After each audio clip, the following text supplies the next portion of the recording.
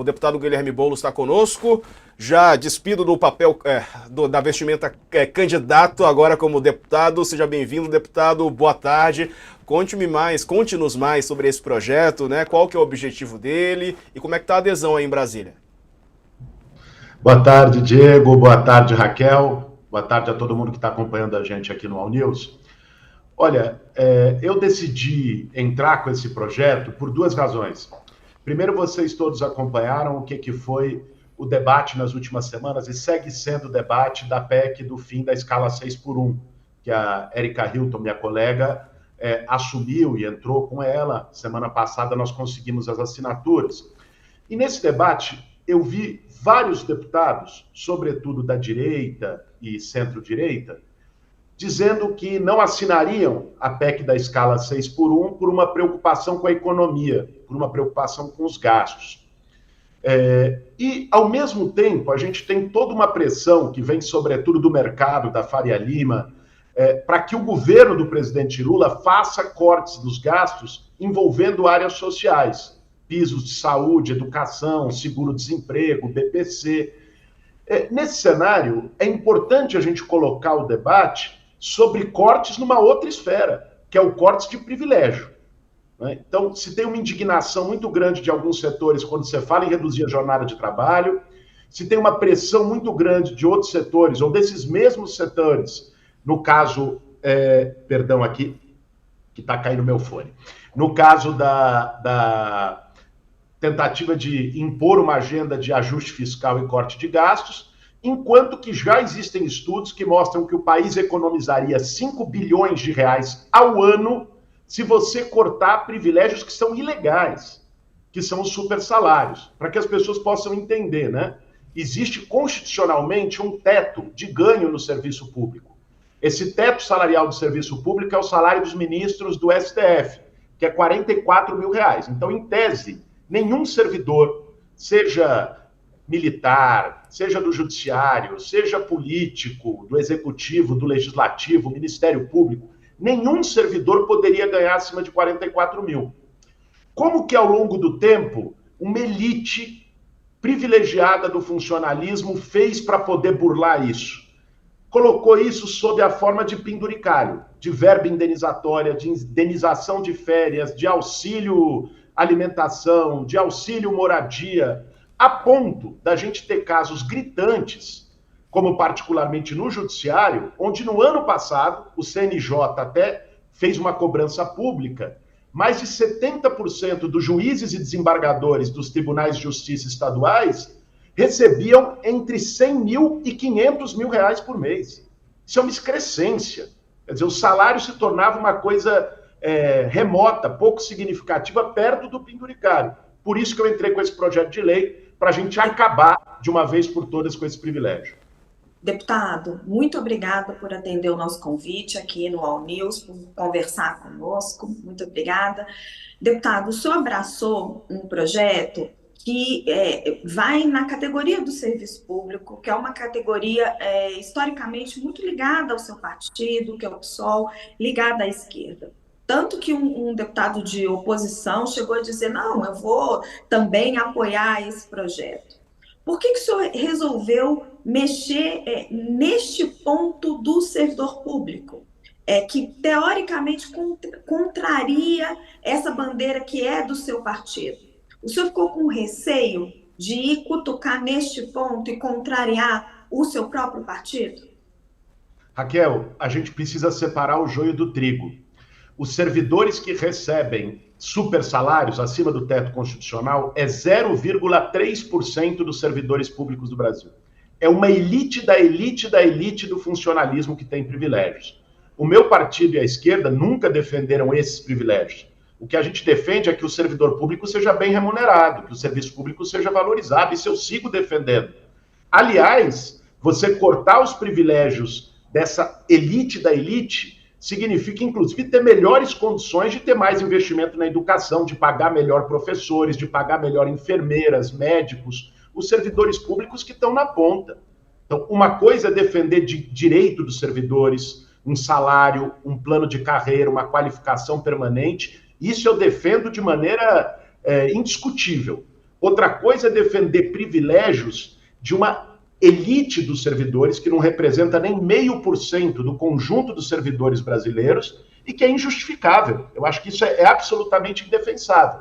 Eu espero que a oposição tenha o mínimo de coerência e aprove esse projeto. Né? O Diego tinha perguntado os próximos passos. Eu já estou com um requerimento de urgência, vou buscar até amanhã a assinatura do número de deputados suficientes, porque o líder pode assinar pela bancada. Então, se nós conseguirmos 2 ou 3 bancadas que assinem, eu já tenho as assinaturas necessárias para pedir para o presidente da Câmara pautar o requerimento de urgência para que o projeto possa ser votado ainda esse ano, sem ter que passar necessariamente pelas comissões. É nesse caminho que eu vou e eu espero ter o apoio de todos os deputados, independente da sua posição partidária e ideológica. Agora, deputado, ainda nesse assunto, o senhor já tem uma ideia de impacto financeiro, né? Quer dizer, a gente está vendo um momento de corte de gastos, né? Pelo menos esse o discurso, né? O Haddad, o ministro da Fazenda, está para apresentar também esse pacote. De que maneira, qual é o montante, né, que pode ser cortado caso o projeto seja aprovado? Diego, a estimativa feita já por vários núcleos de pesquisa e que eu uso, inclusive, no meu projeto de lei como referência, existem estudos técnicos nessa direção, apontam que o país poderia economizar 5 bilhões de reais por ano com o corte dos supersalários. Então, essa é a contribuição que eu quero dar para o esforço fiscal do país. Eu acho que o caminho não é a gente atender uma pressão do mercado que vem no sentido de fazer cortes nas áreas sociais, de fazer cortes na carne do trabalhador. Que esse corte seja feito nos privilégios de militares, nos privilégios de promotores, nos privilégios de desembargadores, nos privilégios de políticos, porque tem supersalário também aqui no Legislativo e no Poder Executivo. É isso que nós queremos enfrentar e é isso que eu espero poder fazer com o meu projeto, dialogando com o conjunto da sociedade. Deputado, jornada 6 por 1. Essa é uma bandeira que nasceu com a esquerda, mas a gente sabe que é um Congresso muito conservador. O senhor tem sentido falta de apoio do governo? Os ministros se manifestaram individualmente a favor, a gente viu essa manifestação até do ministro Alexandre Padilha, mas o que nós ouvimos apurando é que a postura do governo é meio que deixar o assunto ser discutido no Congresso. Queria saber se o senhor sente falta de um apoio mais efetivo do governo e se o senhor acha que essa pauta efetivamente vai nesse Congresso, que é um Congresso mais de centro-direita. Raquel, eu conversei com vários ministros, conversei com o próprio presidente Lula. O governo tem apoiado de maneira pública e direta a PEC do fim da escala 6 por 1. Agora, o papel de debate nesse momento é do Legislativo. Então, quem tem que fazer aqui agora a lição de casa somos nós no Congresso Nacional. O líder do governo aqui na Câmara, o Guimarães, teve junto comigo a semana passada, inclusive ajudando a pegar assinaturas para a PEC. Então, o governo tem apoiado, tem relação com essa pauta. Nós temos um presidente da República que veio do movimento sindical, que veio das lutas operárias, por redução de jornada, por melhores salários. Então, eu não tenho a menor dúvida que não faltará em nenhum momento o apoio do governo. O que a gente precisa agora em relação a 6 por 1? Houve uma pressão muito grande da sociedade, Raquel, a ponto de deputados que têm uma posição que não é de esquerda, longe disso, terem assinado, ou pelo menos terem, não imposto qualquer tipo de resistência à PEC da escala 6 por 1. A meta, eu tenho trabalhado junto com a Erika Hilton, que é a protagonista dessa pauta aqui no Congresso, por ser autora da PEC, com o Rick Azevedo, que é do Movimento VAT, que puxou o movimento social de assinaturas, quase 3 milhões de assinaturas em relação a isso. Temos trabalhado conjuntamente para seguir ainda, antes do recesso parlamentar, coletando mais apoios, né, para a gente mostrar a viabilidade. Eu acredito que, havendo pressão social, como houve nas últimas semanas, a gente consegue dar o passo seguinte. O passo de conseguir as assinaturas para protocolar a PEC já foi dado e com louvor. Nós conseguimos um número significativamente maior do que os 171 deputados necessários. Agora, o passo seguinte é ter força para pautar na CCJ, garantir a aprovação da CCJ, a instalação da comissão especial para poder ir para a plenária e ter os 308 votos. Eu estou muito otimista, porque eu acho que a pressão social através das redes sociais e também através da mobilização de rua da sociedade brasileira, colocou isso como um tema incontornável aqui no Congresso Nacional. Agora, ainda nesse assunto, o deputado, porque a gente sabe que a proposta apresentada pela deputada Erika Hilton, né, ali ao lado do Rick e tal, mas enfim, foi ela que trouxe o texto, é 4x3, mas ela já falou que isso é discutível, que pode ser mudado. Qual que é a avaliação do senhor? O mais factível, assim, caso, né, haja esse ambiente, pressão das ruas, qual modelo deve ser mais fácil de aprovar se a 6x1 de fato for derrubada? Diego, o que nós estamos propondo é a 4x3, que aliás já foi implementada em vários países do mundo. Você tem, por exemplo, empresas, não foi uma legislação universal, mas empresas nos Estados Unidos, no Reino Unido e no Japão, a Microsoft é um exemplo disso, que passaram a implementar a jornada 4x3 no pós-pandemia. E o resultado disso foi um aumento considerável de produtividade do trabalho, né? Os trabalhadores mais descansados conseguiram ter maior produtividade no trabalho, e isso, por vezes, compensou o custo maior que as empresas tiveram em ter que contratar mais trabalhadores. O mundo todo está discutindo isso. Agora, quando você coloca uma PEC num Congresso de um tema que é sensível à sociedade, você vai abrir a discussão no Congresso Nacional. É natural que aqui vai se travar um embate com propostas distintas. Um dos temas que, desde o princípio, a gente tem alertado é, inclusive, uma compensação que vai ter que ser incluída na discussão da PEC em relação aos pequenos e médios empresários, comerciantes, empreendedores, que são aqueles que não têm como arcar necessariamente com aquele custo. Então, você precisa ter uma equação para que o negócio não feche. Por exemplo, eu estava voltando de Brasília semana passada. Aí fui tomar um café ali perto do aeroporto de Congonhas, retornando. E o dono do café chegou para mim, foi o tema da semana, chegou e falou: Boulos, eu vi que você está defendendo o fim da 6x1, a escala 4x3, mas eu tenho aqui 8 funcionários, eu não tenho condição de bancar. Eu falei, bom, então a nossa proposta é justamente ter algum tipo de compensação para este pequeno, para que ele possa, seja com algum grau de desoneração fiscal, que garanta o equilíbrio em que a gente consiga compatibilizar a manutenção desse posto de trabalho e também uma condição melhor de bem-estar para os trabalhadores. Deputado, queria ouvir a opinião do senhor sobre a PEC da anistia.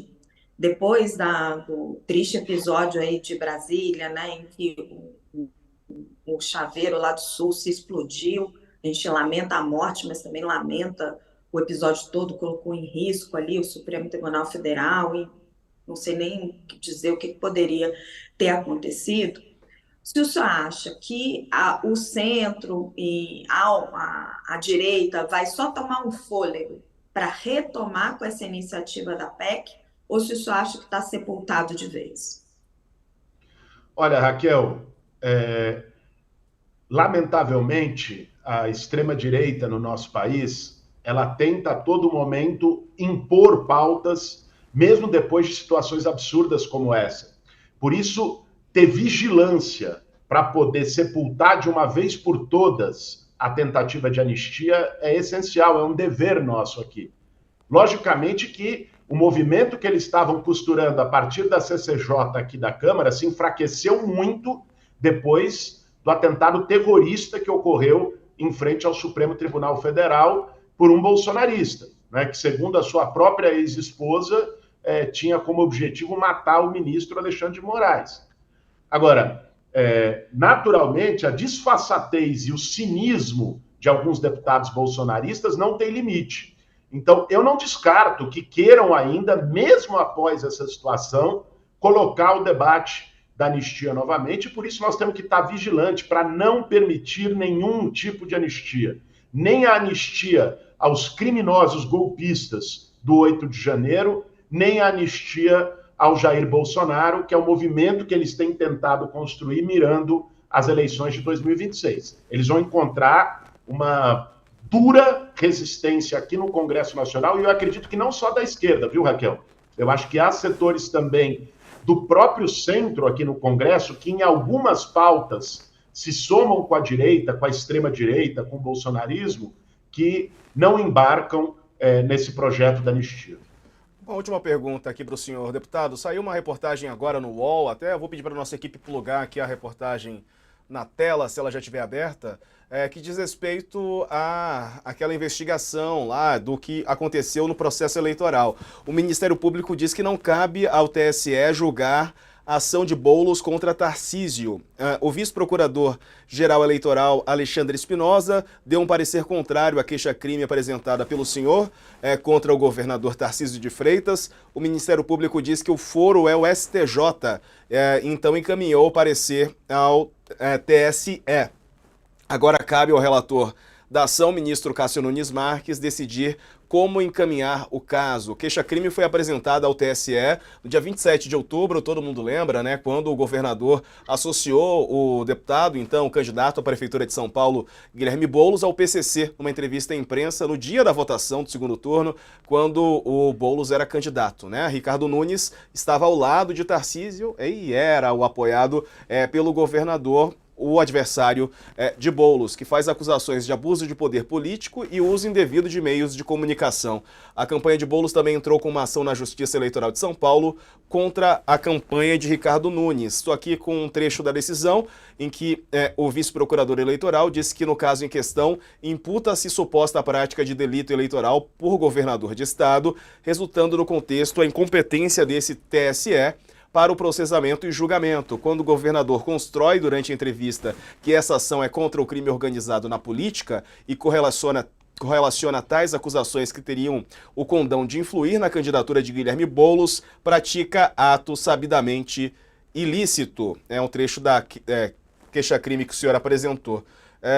Como é que o senhor vê, né, nessa decisão? Me parece que é algo processual, mas não sei se o senhor concorda, vai tomar alguma atitude. Veja só, Diego, eu fico só imaginando se no dia da eleição, no dia 27 de outubro, a entrevista tivesse sido do presidente Lula ao lado do diretor-geral da Polícia Federal, dizendo que o meu adversário estava relacionado ao crime organizado ou qualquer outra coisa. Fique imaginando que tipo de comoção teria tido no país. Sim, o crime eleitoral cometido pelo Tarcísio foi grave. Eu não tomei conhecimento ainda do posicionamento do MP, estou tomando agora, assim como vocês. Logicamente, eu preciso saber se for algo estritamente processual, de procedimento, eu vou ter que consultar meu advogado. Agora, o que nós não podemos permitir é impunidade. Foi algo extremamente grave que abre um precedente se ficar impune. O governador do estado mais importante do país vai no dia da eleição ao lado do seu candidato e acusa de maneira irresponsável o adversário desse candidato de relação com crime organizado, usando de supostas, e no caso falsas, mentirosas, informações que viriam das forças de segurança que ele controla. Gente, é um nível de absurdo que, se isso não for crime eleitoral, pega a legislação eleitoral inteira e joga no lixo. Porque esse é o crime eleitoral mais gritante que tem. Agora, qual é o órgão que é competente para fazer o julgamento deste crime eleitoral? Se é o TSE, se é o STJ, eu não sou jurista e não li a decisão para poder ter a clareza. Agora, o que não pode, e isso nós não vamos abrir mão, eu não vou em nenhum momento desistir de levar essa ação até as últimas consequências, o que não pode, inclusive olhando disputas futuras e precedentes graves para a democracia brasileira, é isso ficar impune e o governador Tarcísio sair sorrindo, né, de braços dados com Ricardo Nunes, depois de terem cometido conjuntamente um crime eleitoral dessa dimensão no dia do segundo turno.